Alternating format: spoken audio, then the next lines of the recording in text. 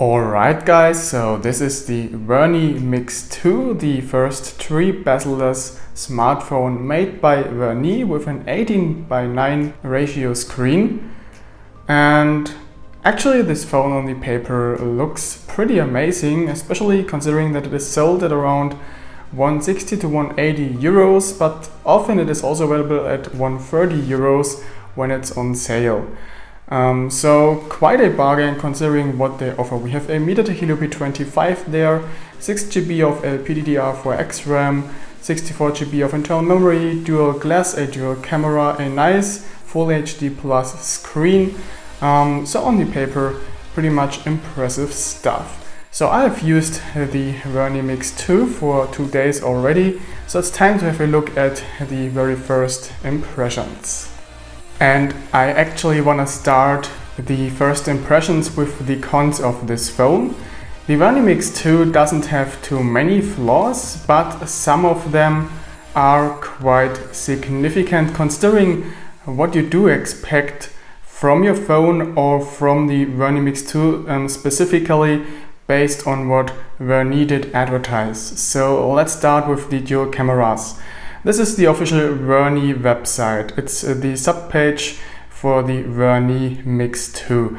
And here they say 13 megapixel dual cameras. The Vernee Mix 2 is the first model of Vernee carried with 13 megapixel dual cameras. With f2.0 big aperture, wide angle double telephoto lenses and OIS, you can take very clear pictures even when taking a distant view.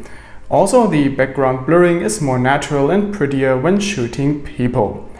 Now let's take this advertising apart. First, what does double telephoto lenses mean? I mean, if you take this like it says here, this would mean that both of those lenses have an optical zoom applied to them, which wouldn't make sense obviously. So what they are talking about there is likely 2 times optical zoom. But the Vernee Mix 2 doesn't have 2 times optical zoom, it only has a digital zoom, so that's the very first lie. Second, the 13 megapixel dual cameras. There are no 13 megapixel dual cameras, it's just one of those cheap dual camera setups you get on most cheap Chinese phones carrying a dual camera. And you can spot this very easily when having a look at the camera module. As you can see, the right camera module has a larger lens than the left camera module, and that's very typical for such fake dual cameras. Actually, the second sensor in here is a GZ030 sensor, which is a VGA sensor and not a 13 megapixel sensor. So we don't have real dual cameras here, and yet the bokeh effect is just this circular sharp area you can change in size with some blurring around. So it's just a software effect and doesn't use the second camera at all. The only thing they claim that is true is that this phone has OIS. It really has, which has surprised me, and it's decent to see this. But really, that's kindergarten telling lies like this just to set this phone apart from other devices, but in fact don't delivering what they advertise here. So that's really sad. It doesn't make the Vernee Mix 2 a bad phone at all, but it's just really disappointing that they have to lie like this. The next more or less significant flaw is that GPS isn't the best on this phone. As you can see, I did some tracking there and it jumped across like mad, and this isn't something that happens sometimes but pretty much all the time. So you can't use this phone for tracking stuff, for using Runtastic for example, as I did here. As you can see, the waypoints it tracked really haven't been on the road. I walked like this and the line sometimes goes even through buildings, as you can see, which is just crazy. So you can't use this phone for tracking. Surprisingly though, it is usable for navigation. I haven't had any issues at all during navigation.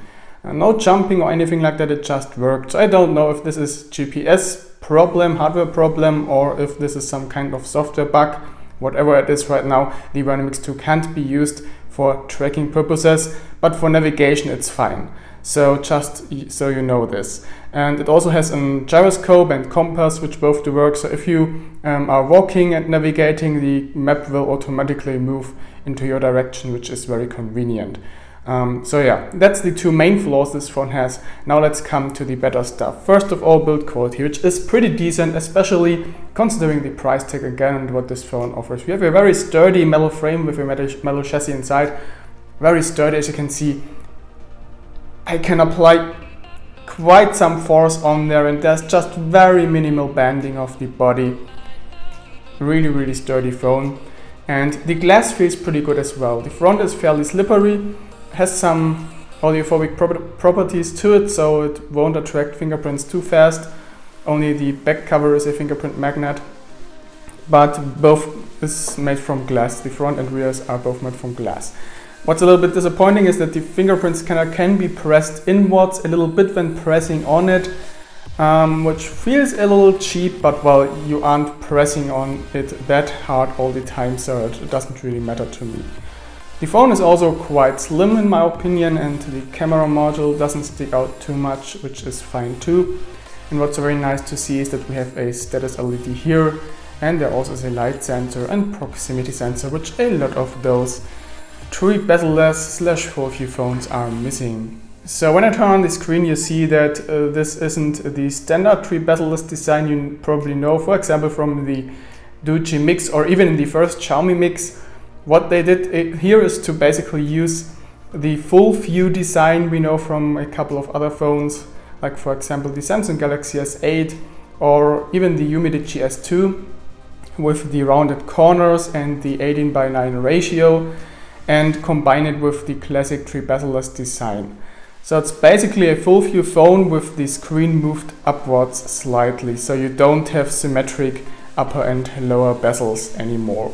Together with this upwards moved screen, you get about the same size as from a Mediatek S2, which both have the very same screen size and resolution, which is Full HD Plus here. The screen itself is pretty good, as you can see. It's very sharp, colors do look very nice, the contrast is good, brightness is very good too. Really no issue reading this thing outside. What's just a little bit disappointing is that the screen brightness can't be pulled downwards as much as I would like it to be.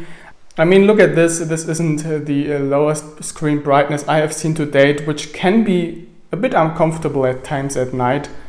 It's probably a thing of taste, but I would have wished it to go a little bit more lower than that. What's very surprising is how good the touchscreen is. Really good touch resolution, as you can see, no stuttering. I can do very fine movements. It's very precise due to this, and there is pretty much no input lag at all. It reacts immediately, which is great. Performance-wise, the phone performs okay. It isn't the best performing Helio P25 phone, but that's due to the resolution, which is higher than the standard Full HD resolution. And there you go, the resolution we are running on there is 2160 by 1080. So quite a bit more pixels to drive by the GPU there than on a standard Full HD screen, and that's what's causing the difference in performance. Sometimes there is a tiny bit of a stutter, and especially in gaming you notice that games you can usually play flawlessly on a Helio P25 phone with Full HD screen might stutter a little bit more here, which is especially noticeable in games like Asphalt Extreme, for example, which are a little bit more demanding. So there we will notice a performance difference. Multitasking performance is great thanks to the huge RAM. The internal media speaker is kind of disappointing. Sounds rather flat and shows a lot of distortions at maximum volume. It's okay for having a look at quick YouTube videos, but definitely nothing for watching movies on or listening to music. You definitely want to use headphones there, which by the way you can use with a real 3.5mm jack, which often is left out these days, but this one still has the headphone jack, which is very nice to see. What I find kind of disturbing though is that they didn't use a USB Type-C port on this phone. It's a micro USB port. This is really strange considering that pretty much all Vernee phones these days have a Type-C port, so I don't really get why they left this feature out this time. Reception quality of the phone is fairly okay to mediocre. Depends on what you look. Mobile network reception quality is totally fine on this one, if not really good. Here inside the house I often get a 3G signal. Here right now I don't, but in other rooms I get one, which is something definitely not all phones can do, so the reception quality is pretty good on this one. But Wi-Fi is a little weak. When I go downstairs, one floor below the router, I often have very slow throughput, so a Wi-Fi reception quality isn't the best. It's not totally bad, but it definitely isn't the best. And well, I already mentioned the GPS issues this phone has. Regarding the fingerprint scanner, I have seen faster ones at Vernee. I mean, on two phones they already managed to have fingerprint scanners that are blazingly fast, unlock pretty much immediately after touching it. This isn't the case here. Just have a look. Takes about 1 to 1.3 seconds, roughly estimated. So there you go. But it works reliably, which is also worth quite a bit, right? So what about the camera performance? I already told you that it isn't a real dual camera, but if you don't use dual cameras but just use your phone camera for normal pictures, you will be halfway satisfied, at least at daylight. At daylight the camera does pretty much great pictures actually, considering the price tag and all the other stuff this phone packs at it. Pictures look fairly sharp, colors look realistic, really nothing to complain about there. Just the low light performance sucks, and of course the dual camera features suck as well, and there is no optical zoom. What I did notice when recording videos is that in low light they do stutter quite a bit and aren't quite usable. But if you record Full HD videos at daylight, they look okay, and the optical image stabilization helps filtering out the vast majority of unwanted movements. What I did notice as well is that there is no option to record 4K video, which is a bit disappointing, but since most Helio P25 phones so far didn't perform very well with 4K recording, this probably wasn't a bad idea to leave that out. Regarding the front camera, this one isn't that good. It does pretty bad pictures actually, so not quite usable for selfies. And it also can't record high resolution video. I think the maximum video resolution for the front camera is only 480p. Yep, it's 480p. So yeah, front camera is kind of disappointing. The battery inside this thing is around 4000 to 4100 milliamps in size and actually performs fairly okay. I get about 1 day easily at heavy use. If I try to save some energy, I get around 1.5 to a maximum of 2 days out of it. So battery life is far from being bad. As you can see here, the average battery life so far was 19 hours 53 minutes with a screen on time of almost plain 6 hours, which isn't bad at all. And it also has fast charging, but you are forced to use the charger that comes with the phone, because if you use some other charger, charging will take 11 hours. Look at this.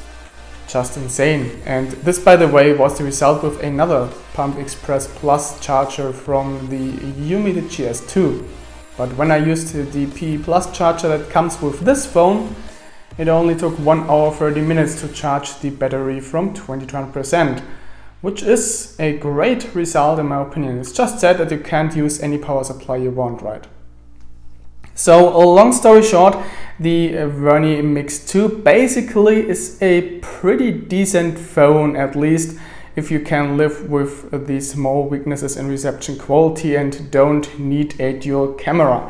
It's just very sad that they have to tell lies about the dual camera with dual 13 megapixel sensors and using a Sony IMX258 sensors. I didn't tell you that yet. There is no Sony IMX258 sensor inside. Actually, I'm not sure which sensor it is, but in the driver configuration file there are several 13 megapixel sensors listed, but none of them is the IMX258. So I don't know which one they use, but it definitely isn't the Sony one. Anyway, since the basic camera quality is totally fine, I won't complain about that at all. We just to try to optimize the low light performance a bit more. So bottom line is, for the money, this is a pretty decent phone if you can live with the flaws it has. But please don't believe the advertising, because they are telling some funny stuff there which isn't true at all. So that's it for the first impressions on the Vernee Mix 2. I will now keep testing this one as a daily driver and then come up with the full review. So thanks for watching and stay tuned for the full review on this one. Bye bye.